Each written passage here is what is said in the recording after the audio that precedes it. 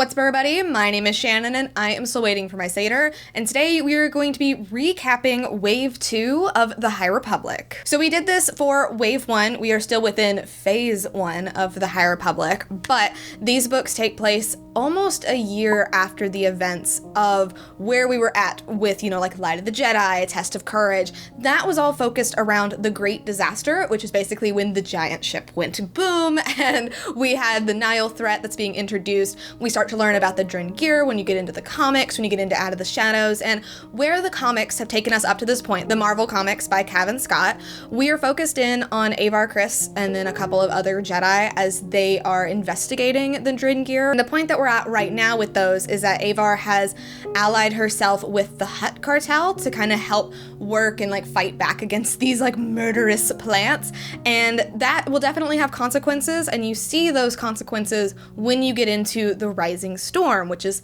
also by Cavan Scott, in that you find that Avar does not attend the Great Republic Fair. That is the main thing that we're centered around with these books, because she's so focused on the Drengir. She has other task forces here and there, and the politicians do not like that she has allied herself with the Hutts, and I do think that in some circles it has tainted their view of the Jedi because they don't know why she did that, what's going on here. So that's what's happening with her side of the story. But with Rising Storm, like I said, we're almost a year out from the Great Disaster, and we are hosting a Republic fair on the planet Valo. This is part of the Chancellor's great works. She's trying to show unity, she's trying to promote that, we're all the Republic, and basically what this is Epcot's World Showcase. We're on this planet, there's lots of different pavilions with the different planets that are within the Republic, and it honestly looks really, really fun. I would love to attend it as long as the Nile don't attack me, which is what happens in this book. Now, I did think that this was primarily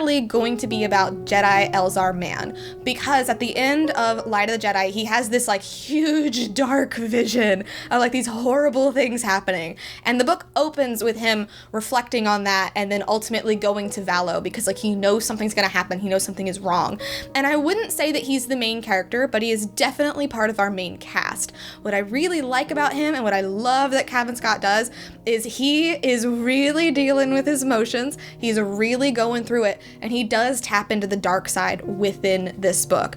He is definitely our Anakin character of the High Republic, and I'm very, very excited to see where that's going to go in future books, because by the end of this, he acknowledges that he's tapping into that dark side, but nothing's been done about it yet. We're nowhere near the end of the High Republic. We are nearing the end of, Phase 1. We're going to be going into Wave 3 after this, but Elzar is definitely still in a state where I could see him walking away from the Order. I could see something weird happening. I'm not sure, but I really loved his sections with the book, and it really shows that the Jedi really aren't all together, I feel when it comes to what's going to be happening with the Nile and these threats that are being presented to them. Now, you cannot have an Anakin without having an Obi-Wan, and that comes in with Stellan Gios. I would say that if there is a main character of this book, it's Stellan. He is the newest member of the Council. They're basically using him as their poster boy for how perfect the Jedi are, and he is the shining light of what the Jedi are meant to be. He's in all of the propaganda. He arrives on Valo to see how things are going. He's very close with the Chancellor, and Elzar is his best friend, and they are very different in how they do things. The trio was, Stellan, Elzar, and Avar. They are so different, and I really think, especially in this book, you're seeing how they are kind of pulling away from each other. It's not necessarily that they're their friendship is failing or anything like that, but they are all kind of going on different paths in different directions. And I feel with Stellan in particular, you're really seeing that frustration and that, fight, that resistance to the fact that things aren't going the way things are necessarily supposed to be going.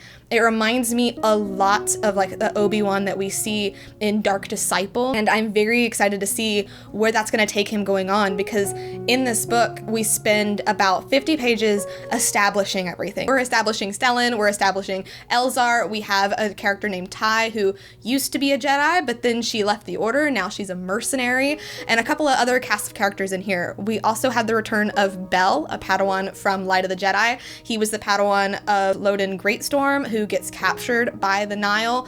He's really going through it in this book as well, but the first 50 pages is just establishing all that, kind of getting us grounded in what's happening, and then the Nile attack. And unlike unlike Light of the Jedi, we are not super in like Marchurian's head. We do get chapters from him. He's up to something. Something's going on, something like weird, creepy going on with the Force. But mostly with the Nihil, the perspective we're getting is from the Tempest Runners, especially a character named Pan. And there's kind of like a coup. There's kind of a coup like wanting to happen here. But just like with Light of the Jedi, that doesn't really go the best for him. But they want to kill the Chancellor. Like they want to show that like they're not just like some minor threat. Like they are a major force to be reckoned with. And they attack this Republic fair, and it takes up about 30% of the book.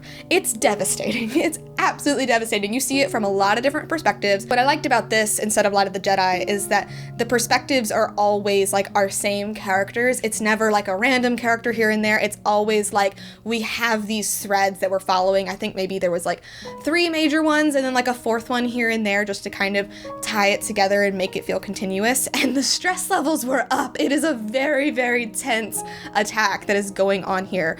And that's actually where it splits off to our junior novel, which is Race to Crashpoint Tower. And in that we have a Padawan named Ram. He is racing to Crashpoint Tower. He is going to fix the comms tower because they were taken out by the Nihil attack so that they can call in reinforcements. That book is so fun. It is a very, very wild ride. We do get Ty in that book as well. You kind of get to see bits and pieces like from other perspectives. I like how these 2 books mesh together. The major thing with this book though is that we find out that the Nihil has allied themselves with the Droid Gear because they are also here on Valo, and we also meet up with characters from the Adventure comics. These are both by Daniel Jose Older.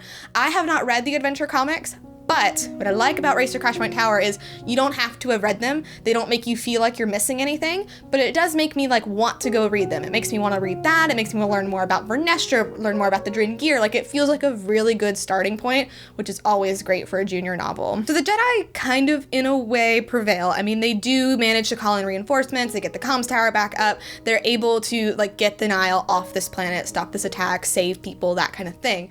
But the Chancellor is gravely wounded. There is an amazing scene of Stellan holding her in his arms, just like devastated because he thinks that she's dead. And that is an image that is now being sent all over the Republic. And obviously that carries a lot of weight for who the Jedi are, what the Republic stands for. Like this has really rocked our values that have been set in place from the first book.